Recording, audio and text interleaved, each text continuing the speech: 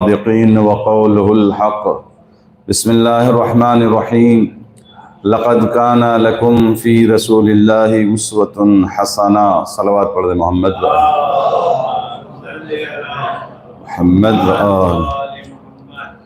معزز سامعین اکرام، ہماری گفتگو دوسری سن ہجری میں پیغمبر اکرم نے مدینے پہنچنے کے بعد کیا کیا اقدامات کیے ہیں، جس میں کل یہ بات عرض کی گئی کہ سب سے بڑی جنگ اسلام و کفر کے لحاظ سے مشرکین سے جو ہوئی وہ جنگ بدر تھی۔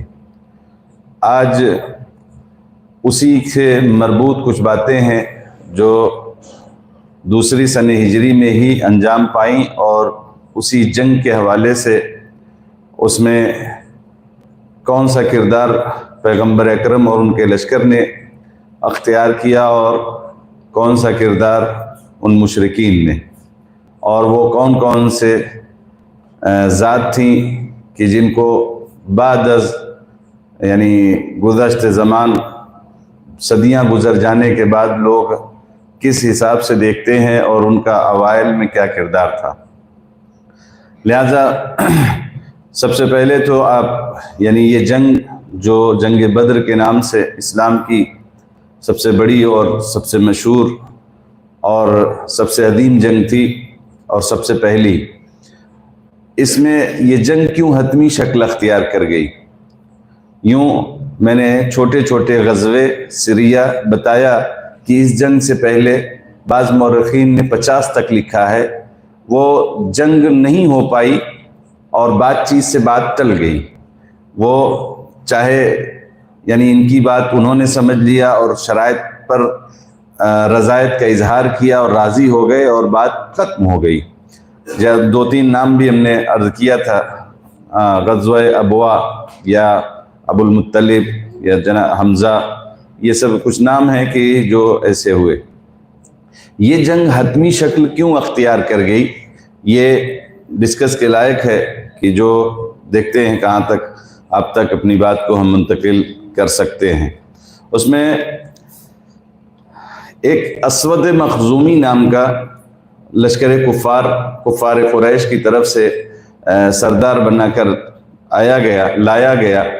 یہ تاریخ نے لکھا کہ یہ بہت یعنی کھڑوس تھا، دیسی اور سادی زبان میں کہا جائے تند خو یا تندرو تھا، یعنی بہت ہی کھڑوس قسم کا آدمی تھا۔ یہ اس نے ایک عہد کیا کہ میں 3 باتوں میں سے ایک کام کروں گا ضرور۔ نمبر 1، جو ایک حوض تھا جو بدر کے میدان میں یہ مسلمانوں نے بنایا تھا، اس کو دیکھ کر اس نے یہ طے کیا کہ یہ حوض کا پانی پیوں گا یا اس کو ویران کر دوں گا یا یہاں قتل ہو جاؤں گا۔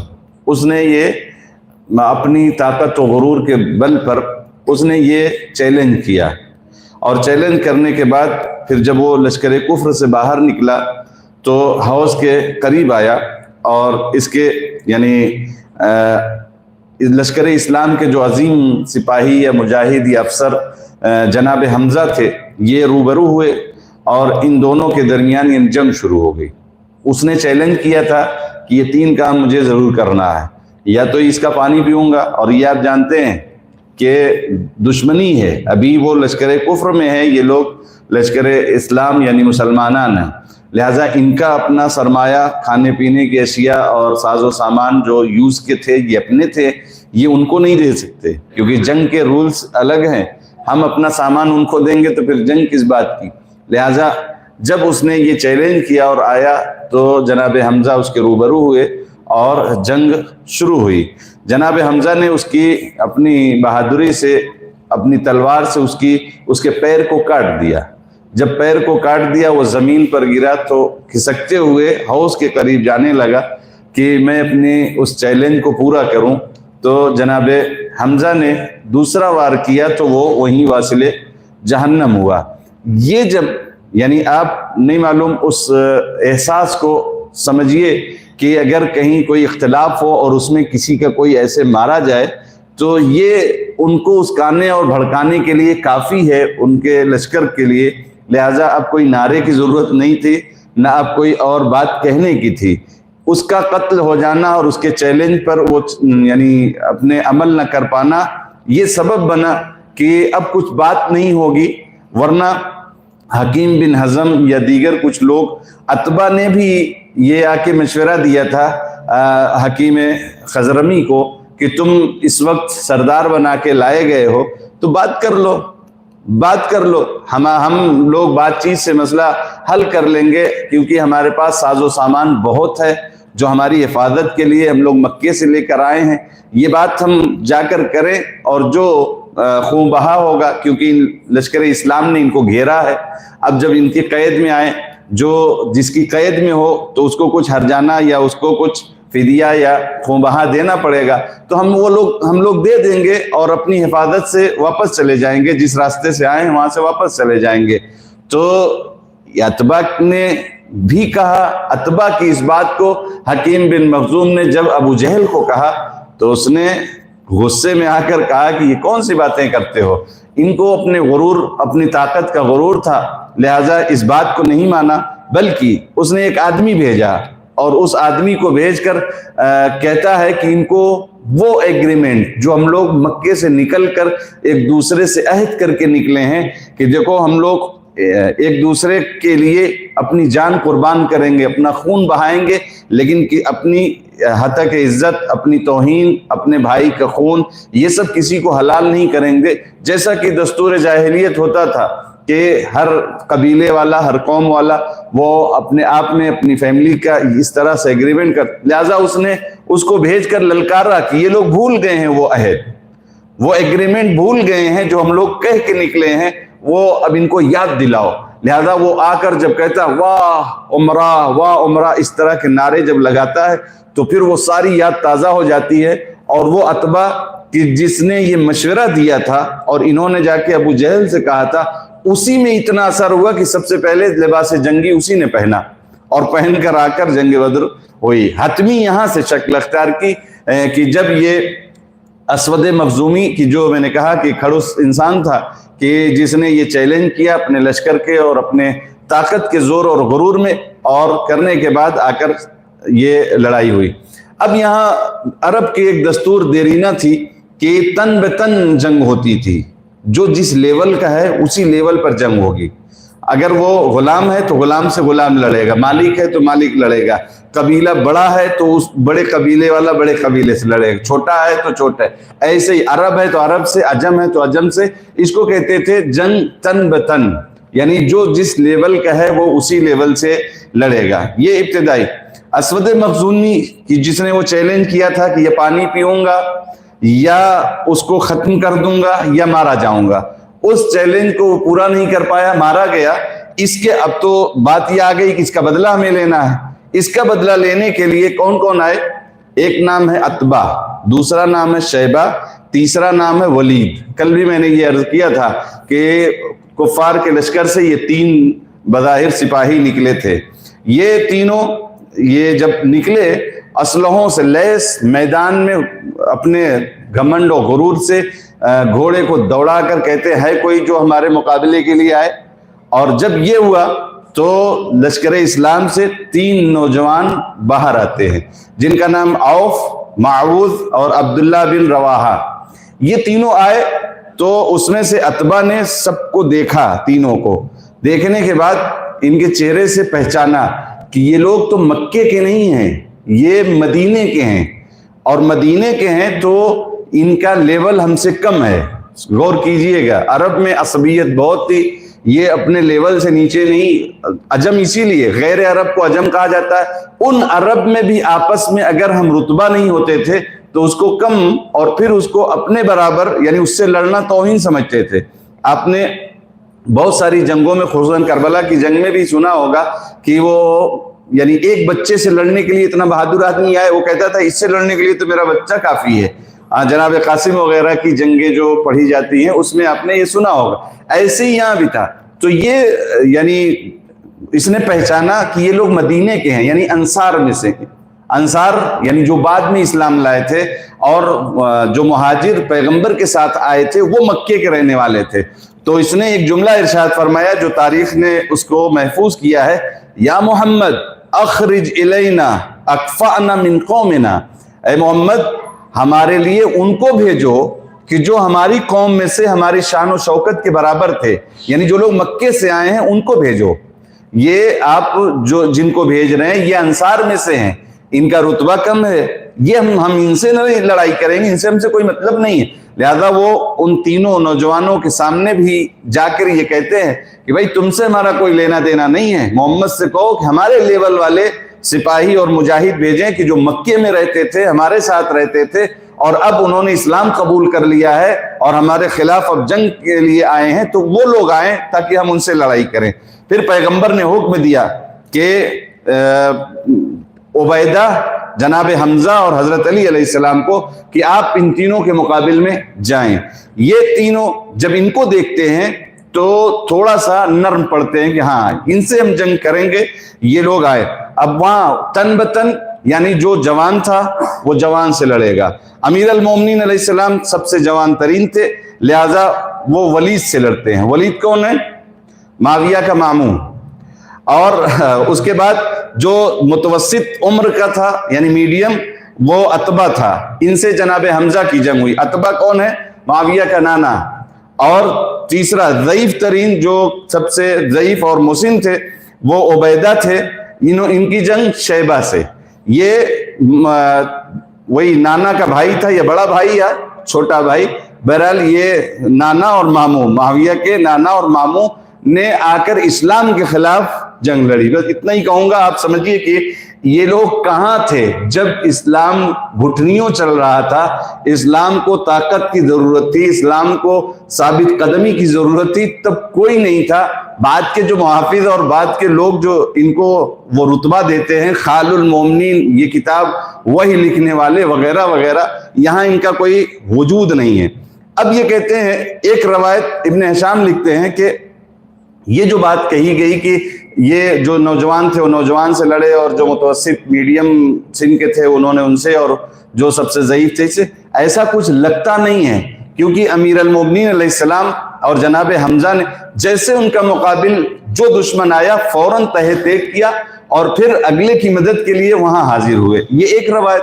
دوسری روایت میں کہتے ہیں کہ امیر المومنین نے معاویہ کو ایک خط لکھا، اس خط میں جو آپ نے عبارت تحریر کی تھی وہ یہ تھی، عندی السیف الذی اغضضتہ بجدک وخالک واخیک فی مقام والد، میرے پاس وہ تلوار ابھی بھی ہے جس تلوار سے میں نے تمہارے یعنی تمہارے نانا یعنی عتبہ جو یعنی ہندہ، آپ جانتے ہیں کہ ہندہ معاویہ کی ماں ہے اور عتبہ کی بیٹی ہے، لہذا میں تمہارے نانا کو جس تلوار سے قتل کیا ہوں اور تمہارے ماموں کو جس تلوار سے قتل کیا ہوں یعنی ولید کو، اور تمہارے بھائی حنظلہ کو، وہ تلوار آج بھی میرے پاس موجود ہے۔ یہ کنایا تھا مولا کا کہ ہم کو دھمکیاں مت دو، ہم سے مت ٹکراؤ، وہ آج بھی وہ طاقت موجود ہے، وہ قدرت موجود ہے، وہ تلوار موجود ہے، آج بھی تمہارا کام میں تمام کر سکتا ہوں۔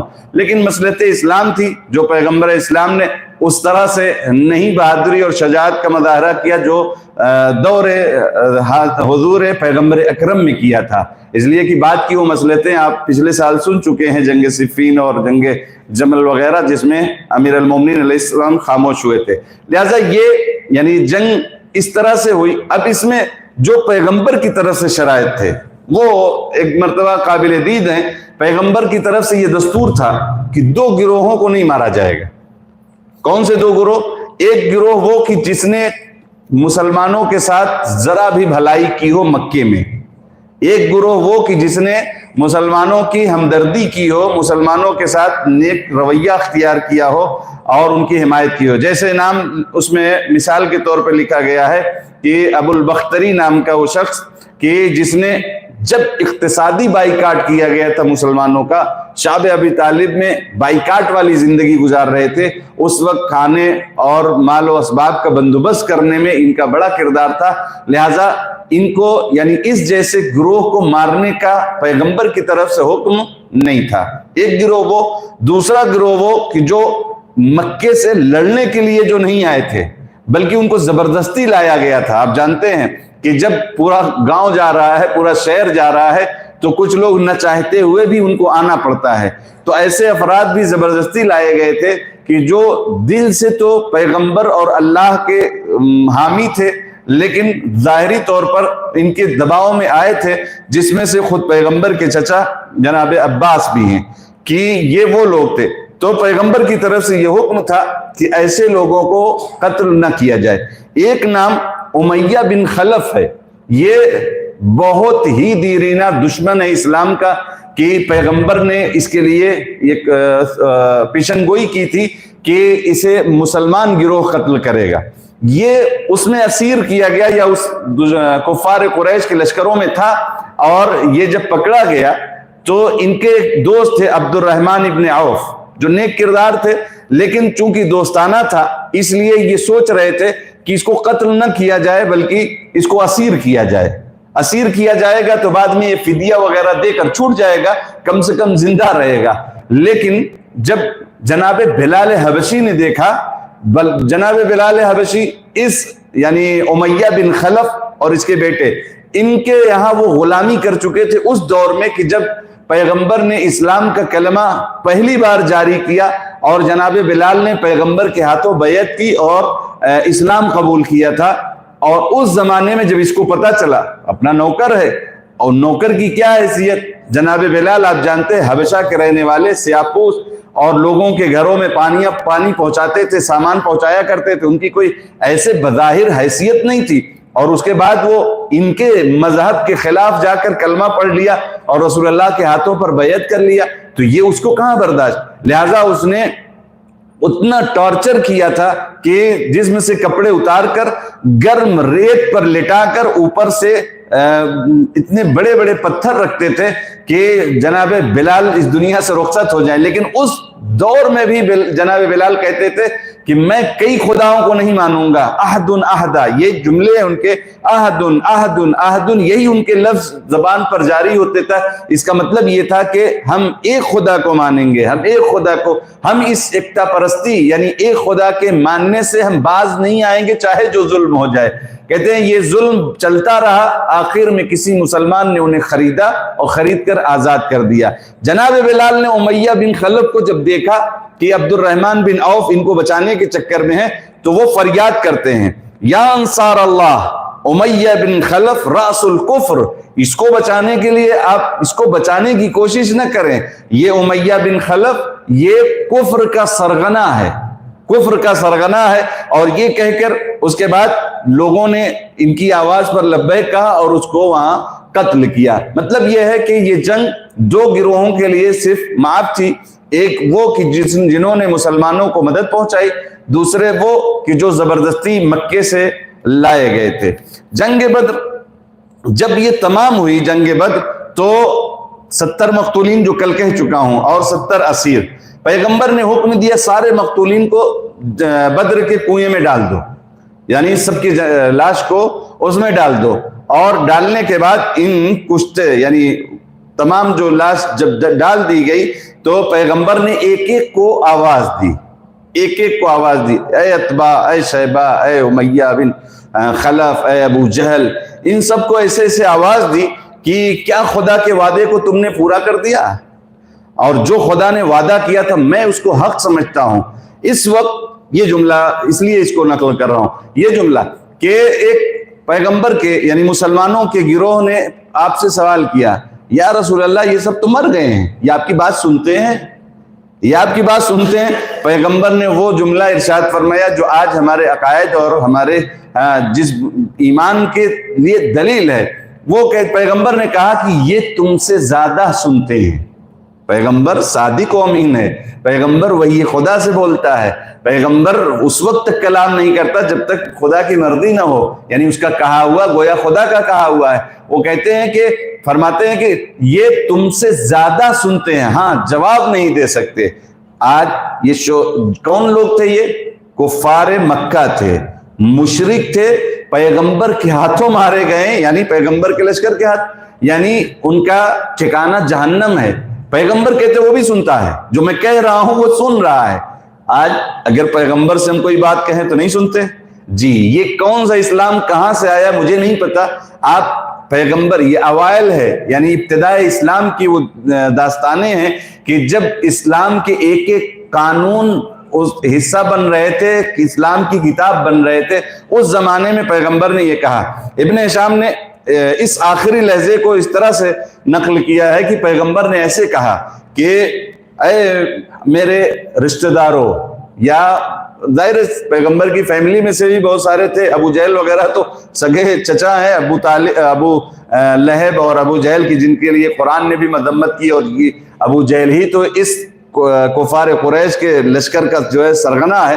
تو یہ تو پیغمبر نے اس طرح کے جملے ارشاد فرمائے کہ جو تاریخ ہشام میں ابن ہشام نے نقل کیا ہے کہ کتنے برے رشتہ دار کو کہ مجھے جھٹلایا، دوسروں نے میری تائید کی، میری تصدیق کی. مدینے میں کون جانتا تھا پیغمبر کو؟ مکے کے رہنے والے تھے پیغمبر، مکے میں ان کی فیملی تھی، مکے میں ان کی جائے پیدائش ہے.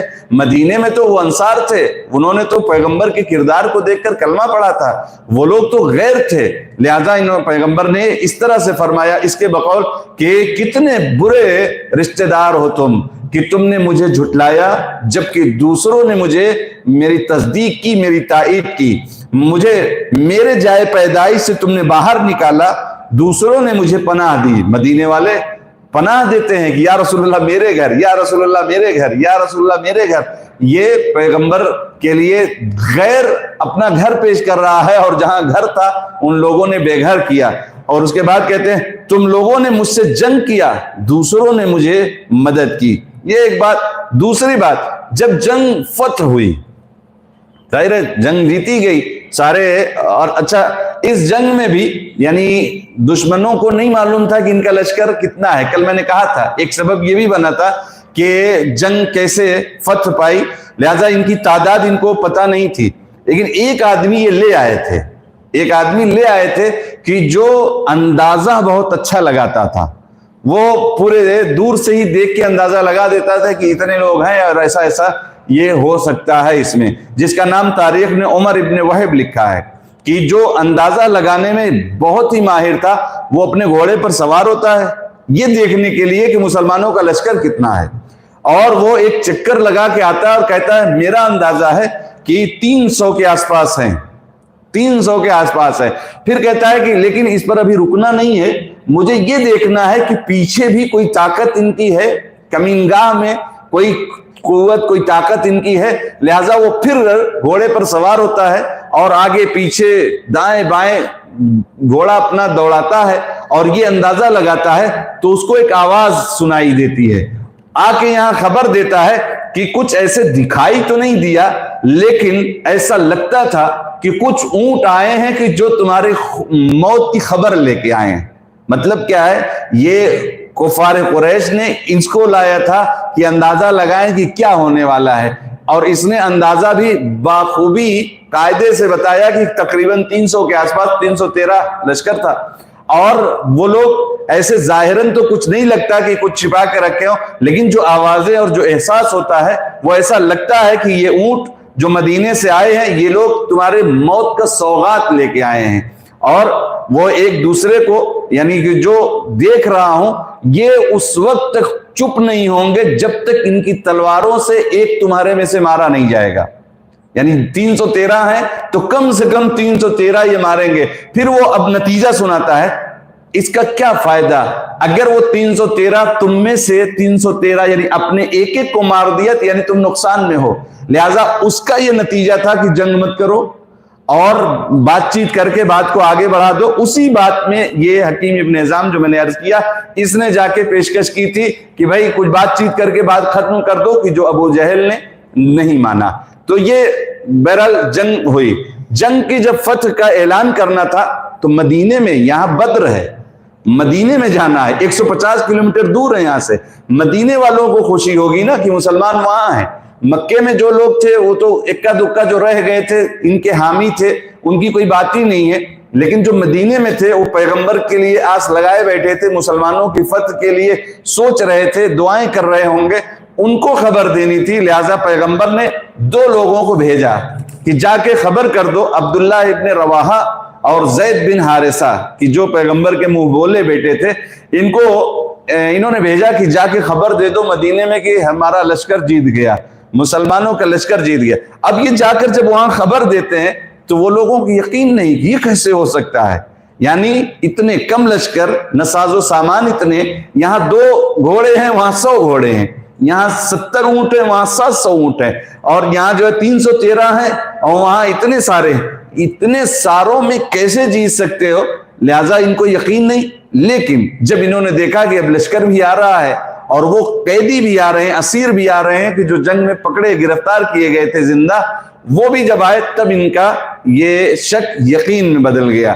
اب ایک آخری بات جو ہم لوگوں کے عقیدے سے مربوط ہے، جو جنگ بدر میں بھی ہوئی ہے اور وہ کافی مضحکہ خیز ہے، گریہ ممنوع۔ کل میں نے عرض کیا تھا کہ مکے کے ہر گھر سے کوئی نہ کوئی مرا تھا، یعنی ہر گھر میں ماتم کدا بنا ہوا تھا، ہر گھر کی، کیونکہ اس کا کوئی نہ کوئی گیا، اور کہیں کہیں تو 2-3 مرے ہیں، کسی کے 2 بیٹے، کسی کے 3 بیٹے، کسی کا 1، کسی کا شوہر، کسی کا باپ وغیرہ۔ جب یہ سارے مرے تو ظاہر ہے اپنے والوں کے جانے کا بڑا قلق تھا، اس بنیاد پر لوگ گریہ کر رہے تھے۔ ابو سفیان نے اعلان کروا دیا کوئی روئے گا نہیں، رونا ممنوع، آج بھی وہی اعلان ہے، سمجھ لیجئے کہ اسلام کہاں سے آیا ہے۔ رونا ممنوع، کوئی روئے گا نہیں، ہاں، اور تیار رہنا اگلا انتقام لینے کے لیے اپنے دلاوروں کا، جو لوگ مارے گئے ہیں، جو لوگ قتل کیے گئے، ان کے لیے ان کا انتقام لینے کے لیے تیار رہنا، اور کوئی روئے گا نہیں۔ اسود مطلب یہ کہتے ہیں ان کے 3 بچے مارے گئے تھے، یہ بہت ہی صدمے میں، 3 بچہ کوئی کسی کا چلا جائے کسی جنگ میں تو صدمہ تو ہوگا ہی، بہت صدمے میں، لیکن پابندی ہے کہ رونا نہیں ہے۔ اور یہ آج نہیں ہے، یہ اب تو زمانہ حقیقی رہبروں کی بات نہیں سنتا ہے اور اطاعت سے گریز کرتا ہے، اور یہ تو جعلی اور بناوٹی اور بنائے گئے، ان کا کوئی دین اور شریعت اور انسانیت سے کوئی واسطہ نہیں ہے۔ یہ لوگ طاقت کی زور پر چودراہٹ کرتے تھے اور حکومت کرتے تھے، لہٰذا کسی میں ہمت نہیں تھی جو رو دیتا۔ یہ بیچارے اندر اندر گھٹ رہے تھے اپنے ان 3 بچوں کے غم کو لے کر کہ اچانک کسی عورت کے رونے کی آواز آئی، عورت کے رونے کی آواز آئی تو ان کو خوشی ہوئی کہ لگتا ہے کہ وہ پابندی ہٹ گئی، رونے والی پابندی ہٹ گئی، تو اب میں بھی اپنے بچوں پر رو سکوں گا۔ تو انہوں نے ایک آدمی کو بھیجا کہ جا کے پتہ لگا کہ آؤ کہ کیا واقعاً ایسا ہوا کہ پابندی ہٹ گئی اور اب رویا جا سکتا ہے۔ تو وہ گیا، پتہ لگایا، تحقیق کیا تو پتہ چلا کہ نہیں، اس کا اونٹ غائب ہو گیا تھا اس جنگ میں، لہٰذا وہ رو رہی ہے۔ تو اونٹ پر رویا جا سکتا ہے، بچے مر جائیں تو اس پر نہیں رویا جا سکتا۔ یہ اسلام کی ابتدا اور آغاز ہے۔ جن لوگوں کا خط پہچان لیجئے جو روتے تھے، جیسا کہ پیغمبر ابھی آگے کی جنگوں میں آئے گا کہ پیغمبر نے کہا کہ ان پر رو، جناب حمزہ کی شہادت پر، تو اور ان لوگوں نے روکا کہ نہیں کوئی انسانیت سے ہٹ کے جو کام کرے وہ ابو سفیانی دین ہے اور ان کے پیروکار ہیں۔ خدا ہم سب کو ان سے بیداری اور اہل بیت اطہار پیغمبر کی سیرت پر چلنے کی توفیق عطا فرمائے۔ ہمارے درمیان بیچارے نوحہ خان، ذاکر اہل بیت کا ذکر کرنے والے، مومنین کے لیے سورہ فاتحہ کا التماس کرنے والے، احسان، یا بلکہ اتنا کہا جائے کہ جو انسان کا شکریہ نہ ادا کر سکے وہ خدا کا شکریہ کیسے ادا کرے گا، حدیثوں میں ہے، وہ دوسروں کے لیے فاتحہ پڑھواتے تھے۔ آج اچانک سے ہمیں ان کے لیے سورہ فاتحہ، اس مسجد میں کافی خدمت گزار تھے، کافی خدمت کرتے تھے، نوحہ خانی کے ذریعے، مرثیہ یا سلام، سوز و سلام کے ذریعے مومنین کے سورہ فاتحہ، جیسے بھی بہرحال خدمت تھی، ہم لوگوں کا فرض بنتا ہے کہ ان کے لیے ایک سورہ فاتحہ پڑھ دیں۔ بسم اللہ الرحمن الرحیم۔ صراط المستقیم صراط الذین انعمت علیہم غیر المغضوب علیہم۔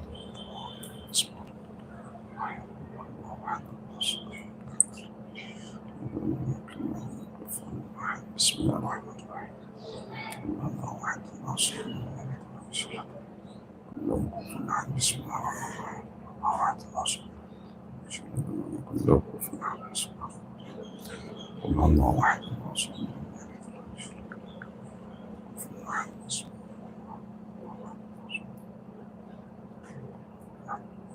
اللهم صل على سيدنا محمد۔ جیسا کہ ان کی تدفین کے لیے اعلان ہے کہ 1 بجے جنازہ گھر سے جائے گا اور 1:30 بجے تدفین کا عمل انجام پائے گا، لہذا شرکت کی گزارش ہے۔ صلی اللہ علی محمد و آلہ الطاہرین۔